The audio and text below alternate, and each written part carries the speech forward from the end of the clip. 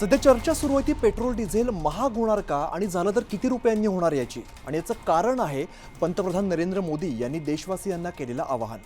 Petrol आणि डिझेलचा वापर काटकसरीने करण्याचं आवाहन मोदींनी केलंय आणि या विधानामुळे आगामी काळात मोठी इंधन दरवाढ होणार का या चर्चेने आता जोर धरलेला आहे। सगळा विषय समजून घेऊया। नमस्कार, मी अमित गत्रे, न्यूज18 मराठीच्या विशेष व्हिडिओमध्ये सगळ्यांचं स्वागत आहे। मंडळी, जागतिक बाजारपेठेमध्ये कच्च्या तेलाच्या किमतीत झालेली प्रचंड वाढ आणि आंतरराष्ट्रीय भूराजकीय तणावामुळे भारतासमोर इंधनाचं मोठं संकट उभं राहिलेलं आहे।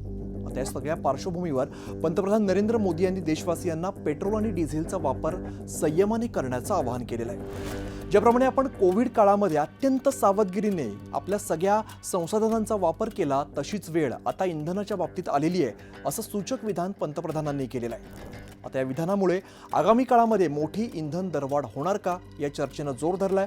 पंतप्रधानांच्या या आवाहनानंतर केंद्रीय पेट्रोलियम मंत्री हरदीप सिंह पुरी यांनी सोशल मीडियावरती एक सविस्तर पोस्ट शेअर करत वस्तुस्थिती सांगितलेली आहे। पुरी यांच्या मते आंतरराष्ट्रीय बाजारात कच्चं तेल जे आहे किंवा नैसर्गिक वायू आहे आणि LPGच्या किमती अक्षरशः गगनाला भिडलेल्या आहेत।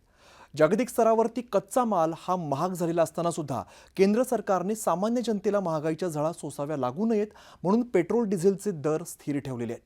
मात्र आता यामुळे सरकारी तेल कंपन्यांना म्हणजेच आपली BPCL आहे किंवा HPCL आहे यांना रोज 1000 कोटी रुपयांचा तोटा सहन करावा लागतोय।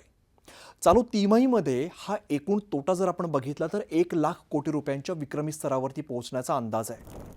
मंडळी, केंद्र सरकारने मार्च महिन्यामध्ये उत्पादन शुल्कामध्ये म्हणजेच एक्साइज ड्युटीमध्ये 10 रुपयांची कपात केलेली होती, जेणेकरून जनतेला दिलासा मिळेल। पण या कपातीमुळे सरकारला दरमहा 14,000 कोटी रुपयांच्या महसुलावरती पाणी सोडावं लागतंय।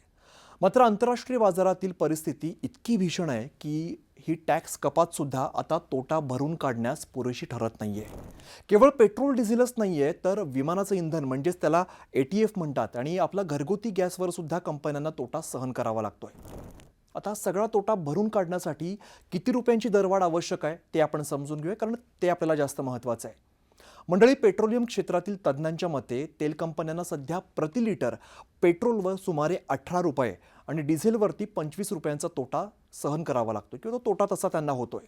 जर कंपन्यांना आपला तोटा पूर्णपणे भरून काढायचा असेल आणि आर्थिकदृष्ट्या सक्षम राहायचं असेल तर पेट्रोलच्या दरात 18 रुपये आणि डिझेलच्या दरात 25 रुपयांची वाढ करणं अनिवार्य असणार आहे। पेट्रोलियम मंत्रालयाचे संयुक्त सचिव यांनी मान्य केलंय की पश्चिम आशियातील वाढत्या संघर्षामुळे पुरवठा साखळीवरती आणि कंपन्यांच्या आर्थिक स्थितीवरती मोठा दबाव निर्माण झालेला आहे। एकूणच काय तर पंतप्रधानांचं संयम पाळण्याचं आवाहन हे भविष्यातील दरवाढीचे संकेत असल्याचं मानलं जात आहे, तशी चर्चा जोर धरतीये। जर जागतिक परिस्थिती लवकरच निवळली नाही तर सर्वसामान्यांच्या खिशावरती पेट्रोल डिझेलच्या दरवाढीचा मोठा भार पडण्याची शक्यता नाकारता येत नाहीये।